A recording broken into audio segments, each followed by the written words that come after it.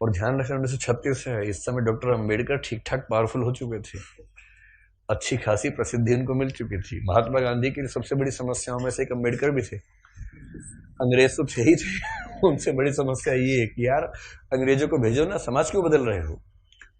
और अंबेडकर साफ साफ कह रहे थे कि अगर मुझे अपने हित और देश के हित में चुनना हो तो देश का हित नंबर 1 पे है, पर यदि मुझे दलितों के हित और देश के हित में चुनना हो तो मैं दलितों के हित को प्राथमिकता पे रखूंगा, क्योंकि अगर अंग्रेज चले गए ऐसे ही तो यहां के सवर्ण हमें छोड़ेंगे नहीं। और दलितों की पराधीनता अंग्रेजों के आने से पहले ज्यादा थी, अंग्रेजों की उपस्थिति के समय कम पराधीनता थी। आपको गुस्सा तो आता होगा अम्बेडकर पे कई बार, क्या ये कैसा आदमी था, है ना, लेकिन आप तर्क सुनेंगे तो दंग रह जाएंगे, तर्क अच्छे हैं। और मजे की बात है कि भारत की संविधान सभा में अंबेडकर जितनी पढ़ाई पूरी संविधान सभा में एक भी मेंबर ने नहीं कर रखी थी, केवल एक BN राव थे जो एडवाइजर थे, उनके पास ठीक ठाक पढ़ाई थी, उन्हें छोड़ दें, बाकी सब मिट्टी के मतलब पेंदे टाइप के थे, प्यादे थे उनके सामने। पढ़ाई लिखाई का जो लेवल अम्बेडकर साहब का है वो किसी का नहीं है।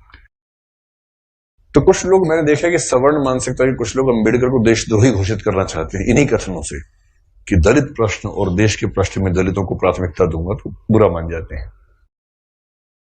और उन्हीं से आप पूछो कि अगर हिंदू का प्रश्न हो और देश का प्रश्न हो किसी प्राथमिकता दोगे तो हिंदू,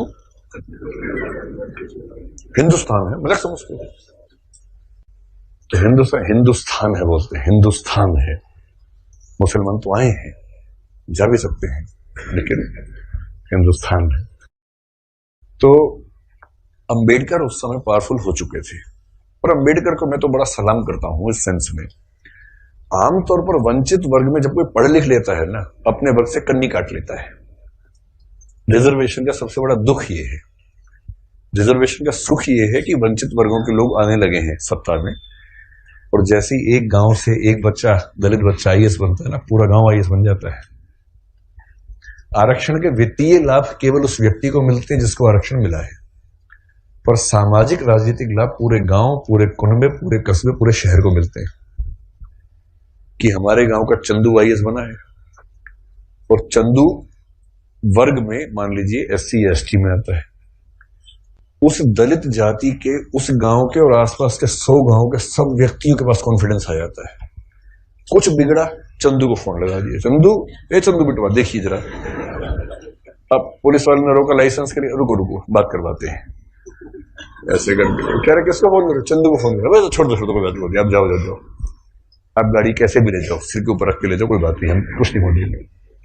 कॉन्फिडेंस लेवल बढ़ जाता है। एक रिजर्वेशन का फायदा ये होता है, आर्थिक फायदा नहीं होता, रिजर्वेशन आर्थिक मामला नहीं है, वो सामाजिक राजनीतिक समतलीकरण का मामला है, उसमें उसको देखना है। और अंबेडकर ने, आजकल क्या होता है कि जो बच्चा IAS बनता है सबसे पहले कोशिश करता है कि उसकी जाति किसी को पता ना लगे कि वो रिजर्वेशन में है, और बहुत सारे लोग SC ST OBC से रिजर्वेशन का लाभ लेकर अगर IAS बनते हैं तो कोशिश करते हैं कि शादी किसी सवर्ण समाज में हो, क्योंकि IAS खुद एक जाति है, उस जाति में शादी कहीं भी हो सकती है, वहां जाति प्रथा बीच में नहीं आती है।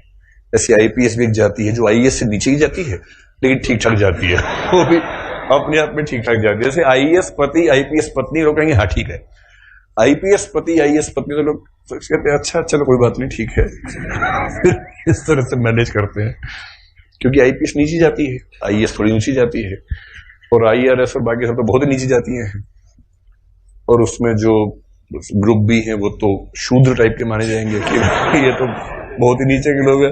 बेशक UPSC ने सफलता दी हो, पर ये तो ये नहीं चलेंगे, इनके 10 नंबर कम आए थे, इनको बाहर करो यहाँ से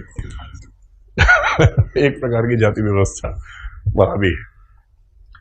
तो दलित चेतना जो अंबेडकर की वजह से, अंबेडकर का सम्मान क्यों करना चाहिए कि वो इतना पढ़ने लिखने के बाद भी चाहते तो वो भी एक शानदार जिंदगी जी सकते थे, उनको मिल ही रही थी भाई। वो PCS ऑफिसर थे बड़ौदा में, मजाक छोड़ना है, नागपुर में शायद, और जब नागपुर में वो सिविल सेवक बनकर आए, फेलोशिप वहीं से मिली थी पढ़ने के लिए, जब वापस लौटे तो उनको PCS अधिकारी बनाया गया। तो उनको कहा कि आप यहां रहना शुरू कीजिए और काम संभाल लीजिए। अब ये अंबेडकर के सामने सबसे बड़ी समस्या, अगर आप उनकी कभी आत्मकथा पढ़े, मैं कैसे बना, हिंदी अनुवाद उसका ये है उसमें एक प्रसंग है कि नागपुर में रहना है उनको, क्योंकि वो ऑफिसर हैं, उनको अपने रहने के लिए कमरा चाहिए या घर चाहिए। ढूंढ रहे हैं पूरे शहर में, कमरा ही नहीं मिल रहा। लोग पहले पूछते हैं जाति कौन सी है, वो बताते हैं कि महार जाति का हूं, तो भाई कमरा नहीं है हमारे पास। हम किसी दलित को कमरा देंगे ही नहीं अपना। ये 1920-30 के दौरान नागपुर शहर की बात है। फिर वो कह रहे कि कई कमरे खारिज होते गए। एक और घर में गए, एक कोई दूसरा ऑफिसर था, वो दिखा रहा था, दोस्त के रूप में हेल्प कर रहा था।